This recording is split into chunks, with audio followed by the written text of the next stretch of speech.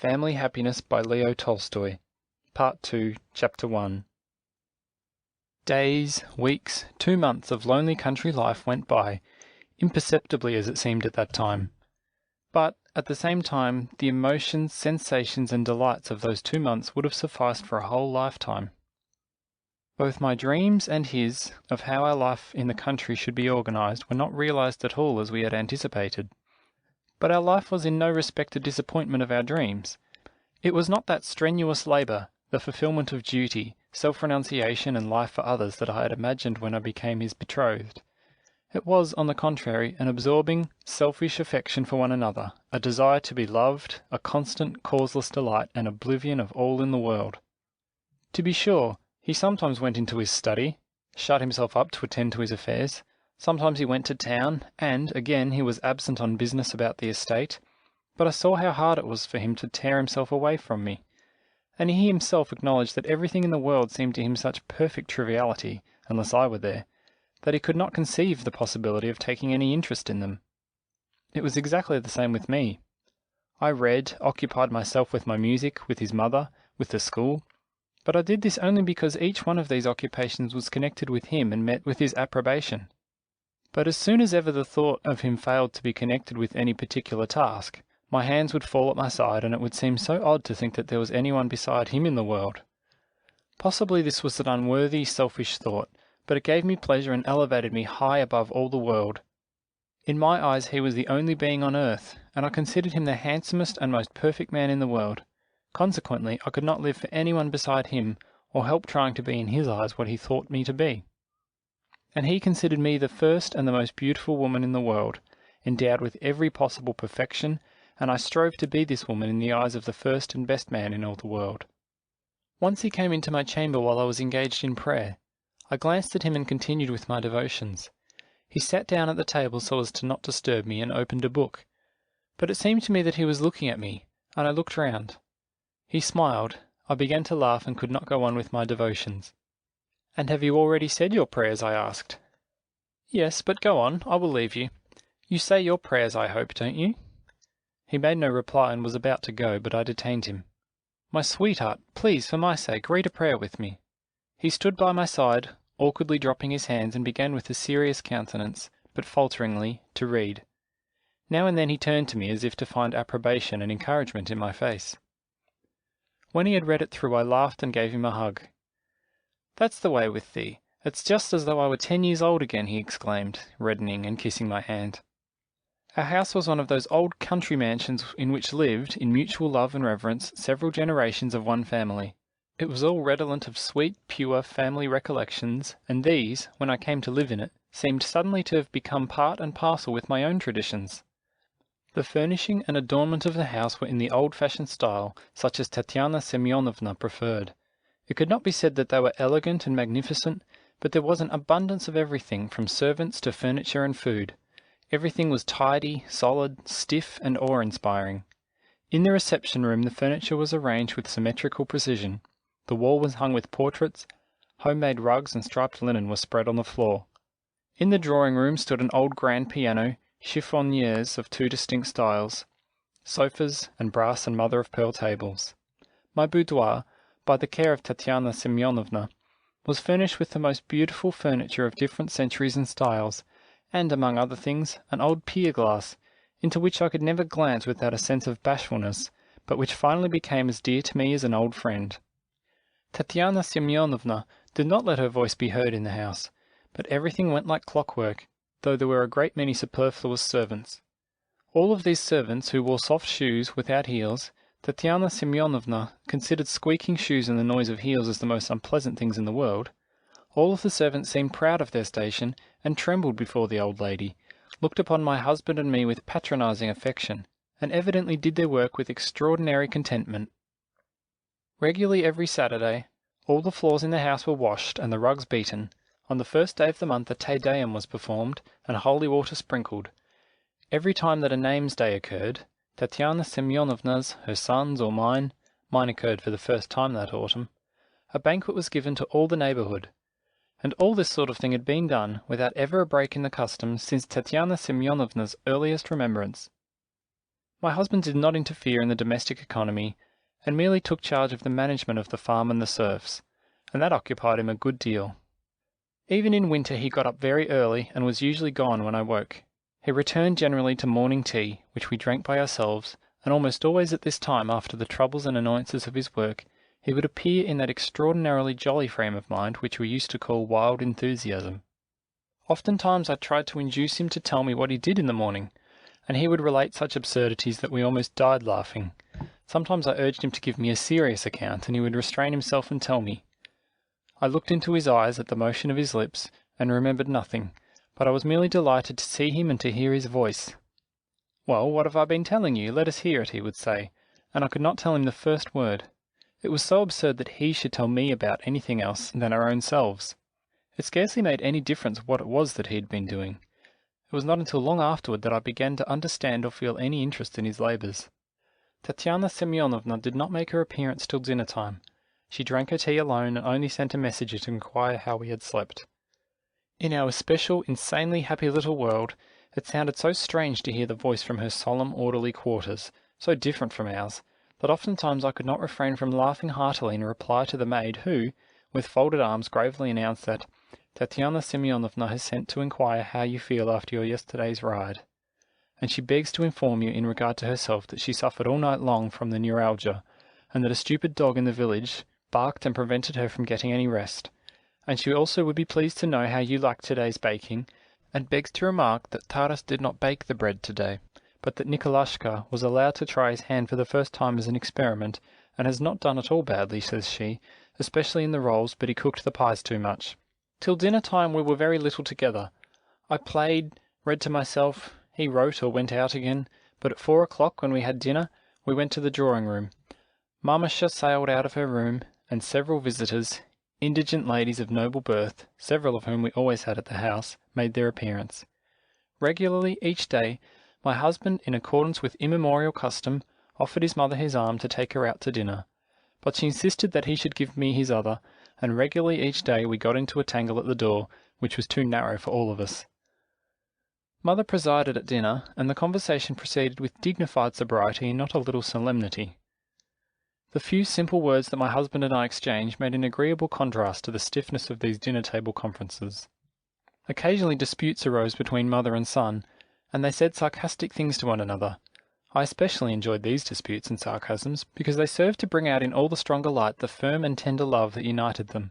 After dinner, Maman went into the reception-room and sat down in her great armchair, rubbed tobacco or cut open the leaves of newly purchased books, while my husband and I would read aloud or go into the drawing-room to the piano. We read a great deal during these weeks, but music was our favourite and supreme enjoyment, for each time it touched new chords in our hearts, and, as it were, discovered each of us to the other again. When I played his favourite pieces, he would sit on the sofa at the other end of the room where I could hardly see him, and from very shyness would try to conceal the impression which the music made upon him. But often, when he did not expect it, I would jump up from the piano, run over to him, and try to detect on his face the traces of the emotion, an unnatural light and moisture in his eyes, which he tried in vain to hide from me. Mamasha often wanted to visit us in the drawing-room, but she was afraid of interrupting us, and sometimes, apparently not looking at us, she would pass through the room with a pretended grave and indifferent face. But I knew that she had no reason to go to her room, and so would quickly return. In the evening I poured tea in the great reception-room, and once more all the people of the house gathered at the table. This solemn seat of ceremony before the polished samovar, and the distribution of the glasses and cups, for a long time filled me with trepidation. It seemed to me that I was not yet fitted for this responsibility, that I was too young and giddy to turn the faucet of the big samovar, and to put the glass on the butler's salver and say, "For Pyotr Ivanovitch, for Maria Minichna, and ask her if it is weak enough," and to put in the lumps of sugar for the nurse and the servants. "Splendid, splendid," my husband used often to say, "just like a grown-up lady," and this confused me more than ever. After tea, Maman played solitaire or heard Maria Minichna tell fortunes. Then she would kiss us and make the sign of the cross over us, and we would retire to our own rooms. Generally, however, we would sit up till midnight, and this was the best and pleasantest part of the day. He would tell me about his past, we would make plans.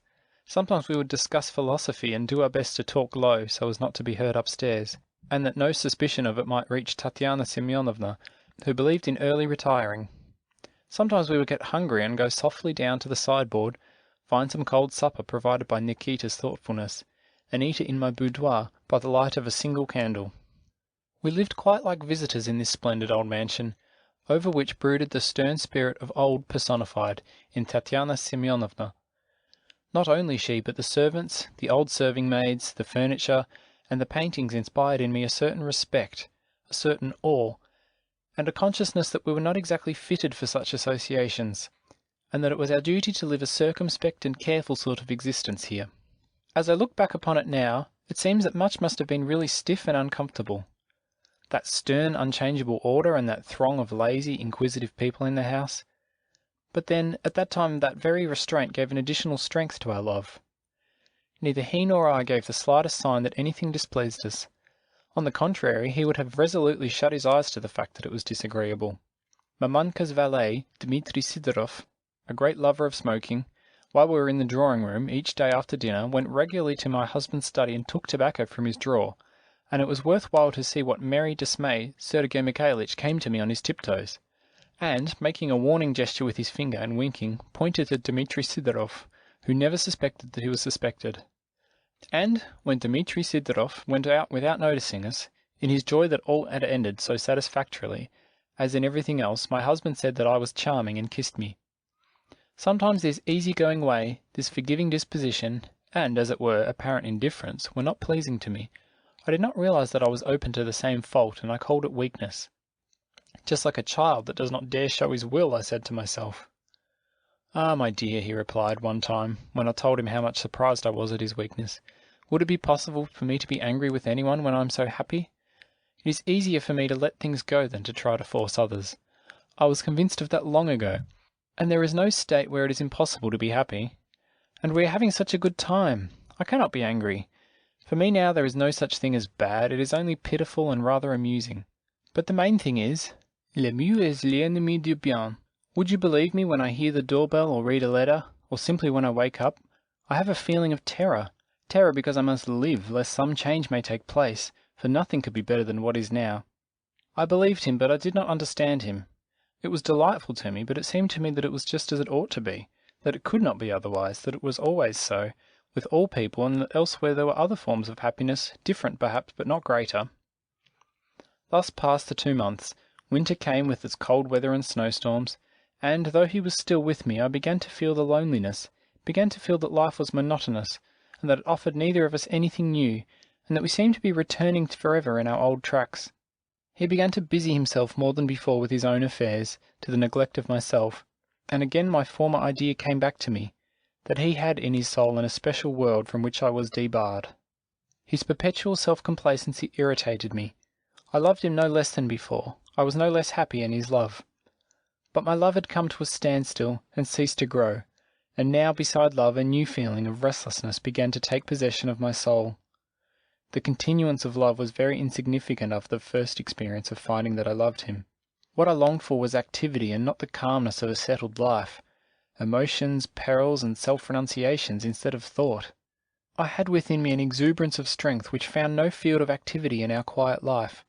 I was attacked by storms of melancholy which I tried to hide from his knowledge, as something naughty, and fits of unnatural tenderness and gaiety that frightened him. He noticed my state of mind even before I did, and proposed that we should go to town, but I begged him not to go, and not to change our way of living, not to destroy our happiness. And indeed I was happy, but it tormented me that this happiness caused me no exertion, no sacrifice, when I was tormented by all the potentiality of labour and self-sacrifice. I loved him, and I saw that I was everything to him. But I wanted all to see our love. I wanted something to come as a stumbling block in the way of my loving, and still I should have loved him. My mind and my feelings even were occupied, but there was still above and beyond all that another feeling, that of youth, the necessity for exertion, and these found no scope in our quiet life. Why did he tell me that we might go to town, when that was the only thing that I wanted? If he had not told me so, perhaps I should have understood that the feeling that tormented me was unwholesome nonsense, and my fault, that the very sacrifice which I was searching for was there before me, in the stifling of this feeling.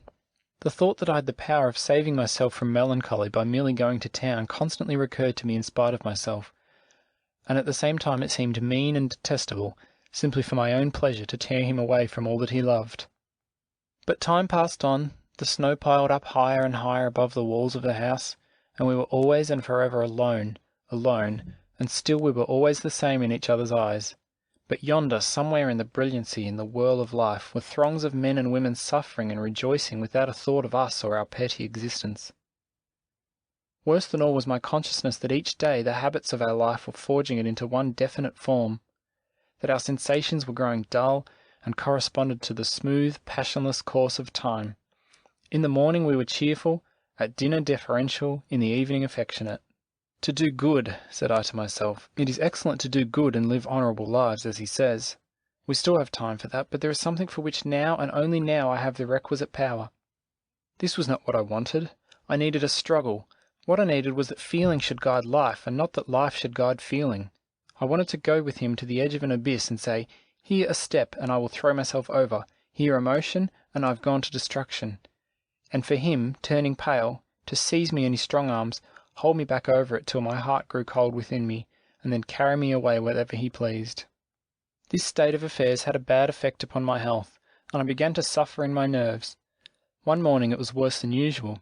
He came back from the office out of spirits, which was a rare event for him. I immediately noticed it and asked him what the matter was, but he was not inclined to tell me, saying that it was not worth while and there was no need of it. I afterwards learned that the police ispravnik had called upon our peasantry, and, out of an unfriendly disposition to my husband, had made illegal claims on them and threatened them. My husband could not as yet look with any degree of coolness on all this, a merely wretched and impertinent piece of business. He was angry and therefore did not wish to talk with me about it. But it seemed to me that he did not want to tell me about it because he considered me still a child who could not understand what interested him.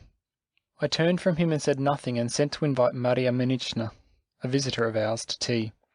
After tea, which I brought to a most remarkably hasty conclusion, I took Maria Minichna into the drawing-room and began to talk in very loud tone about some trifle or other, of absolutely no interest to me. He came into the room and from time to time looked at us. These glances of his had such a peculiar effect on me that I had all the time stronger and stronger inclination to talk and even to be merry. Everything that I said, as well as everything that Maria Minichna said, seemed to me laughable. Without making any remark, he went off to his study and closed the door behind him. As soon as he was out of hearing, all my gaiety suddenly vanished, so that Maria Minichna was struck by it and asked me what was the matter. Without answering her, I sat down on the sofa and felt a strong inclination to cry. And what does he think of this performance, I asked myself. Some trifle which seems important to him, but just let him try to tell me. I will show him that it's nonsense. No, he must think that I have no sense. He must needs humiliate me with his majestic calmness, and always be so superior to me. But I'm as right as he is, though it is so stupid and dull here. Though I have such a desire to live and stir about, I said to myself, and not to always stay in one place and feel how time is passing. I want to advance, and every day, every hour I want something new, but he wants to stand stock still and hold me back too. And how easy it would be for him. For this it is not necessary to take me to town. It needs only for him to be like me, not to make a display, not to put checks on oneself, but simply to live. This is the very advice that he gave me, but he himself does not follow it. That's what the trouble is. I felt that my heart was filling with tears and that I was angry with him. This exhibition of temper alarmed me, and I went to him. He was sitting in his study writing. When he heard my steps, he glanced up for a moment, calmly and indifferently, and went on with his writing. This look of his displeased me. Instead of going to him, I stood by the table at which he was writing, and, opening a book, I began to turn the leaves of it. Once more he stopped and looked at me. "Masha," said he, "you are out of sorts." I answered with a chilling glance, which said, "What makes you ask? Mere curiosity?" He shook his head with a sweet, affectionate smile, but for the first time I did not give him an answering smile. "What has been the trouble with you today?" I asked. "Why wouldn't you tell me?" "A mere trifle, a slight unpleasantness," he replied. "However, I can tell you now. 2 peasants have been summoned to town." But I did not give him a chance to finish his story. "Why didn't you tell me this when I asked you at tea?" I should have made some foolish remark, for I was angry then. "But then was the time that I wanted to know." "Why?" "Because you think that I can never be of any help to you." "What is that?" he exclaimed, throwing down his pen. "I think that I cannot live without you. You not only help me in everything, but you do everything." "How did you get such an idea?" he cried, laughing. "I live only for you. Everything seems good to me. I am happy simply because you are here, because you need—" "Yes, I know that I am a dear child who needs to be calmed," said I, in such a tone that he was amazed. and apparently for the first time noticing what a state of mind I was in, gazed at me. "I don't want calmness. You have enough, quite enough for us both," I added. "Well, now you see what the trouble was," he began hurriedly, interrupting me, apparently fearing to let me say all that I had in mind. "How should you decide the question?" "I don't want to now," I replied. Though I had a strong desire to hear him, I still took a keen delight in disturbing his equanimity. "I don't want to play at life, I want to live," said I, "just as you do." Over his face, which always answered so readily and quickly to every emotion, passed an expression of pain and earnest attention. "I want to live in the same way as you do, on an equality with you." But words failed me. Such grief, such deep grief was expressed in his face. He was silent for a little. "Yes, but you do live on an equality with me, don't you?" he asked, "except that I and not you have to deal with police, ispravniks and peasants." "No, not in this thing alone," I said. "For heaven's sake, understand me, my love," he went on to say. "I know that it is always painful for us to have anxieties. I have had experience of life, and I knew this. I love you, and I really cannot help wishing to save you from anxiety. My life consists in this, in love for thee, and so don't disturb my life." "You are always right," I cried, not looking at him. I felt annoyed that his soul had again become clear and calm when mine was still filled with vexation and a feeling like repentance. "Marcia, what is the matter with you?" he exclaimed. "The question is not whether I am right or you are right, but something quite different. What have you to complain of against me? Don't speak rashly. Think it all over and tell me all that you have in your mind. You are angry with me, and of course you must have good reason, but do let me understand wherein I am to blame." But how could I tell him what was in my soul? The very fact that he understood me so immediately, that I was again like a child before him, that I could not do anything without his understanding all about it and even foreseeing it, all this made me still more indignant. "I have nothing at all to complain of against you," said I. "Simply everything seems tedious to me, and I do not wish it to be so. But you say it must be so, and there again you are right." I said this and did not look at him. I attained my purpose. His calmness disappeared, pain and apprehension were in his face. "Masha," he exclaimed in a low, agitated voice, "this is no trifling matter, what you are doing now to me. Now our fate is being decided. I beg of you not to reply to me, but to listen. Why do you want to torture me?" But I interrupted him. "I know that you are right. You had better not speak. You are right," said I, coldly, as though it were not myself but an evil spirit that spoke in me. "If you knew what you were doing," said he in a trembling voice. I burst into tears, and it gave me relief. He sat near me and said nothing. I was sorry for him and ashamed of myself, and vexed at what I had done. I did not look at him. I had an impression that he must be looking at me, either sternly or in perplexity, at that moment. I looked up. His sweet, affectionate glance was fixed upon me as though asking my forgiveness. I seized his hand and said, "Forgive me, I myself did not know what I was saying." "Yes, but I know what you said, and that what you said was the truth." "What?" I asked. "We must go to Petersburg," said he. "There is nothing for us to do here." "Just as you please," I replied. He took me in his arms and kissed me. "Forgive me," he murmured. "I was to blame toward you." That evening I played a long time to him, and as he walked up and down the room he kept repeating something. He had the habit of whispering, and I often asked him what he was saying, and he always, after a little thought, told me pretty nearly what he was repeating, generally poetry and sometimes terrible rubbish, but I was enabled to tell by it how he felt in his mind. "What are you repeating to yourself?" I asked. He stopped walking, and after a little thought he smiled and repeated 2 lines by Lermontov. "But he, insensate, begged for tempests, as though in tempest peace were found." "No, he is more than a man, he knows everything," said I to myself. "How is it possible not to love him?" I jumped up, took his arm and began to walk with him, trying to keep step. "Well?" he asked with a smile, looking at me. "Well," I replied in a whisper, and a strangely merry frame of mind took possession of both of us, and, taking longer and longer steps, and standing higher and higher on our tiptoes, and with the same step, to the great indignation of Grigori, and to the amazement of Mamasha, who was playing patience in the reception-room, we rushed through all the rooms into the dining-room, and there we stopped looking at each other and burst into hearty laughter. At the end of a fortnight, just before Christmas, we were in Petersburg. End of Part 2, Chapter 1.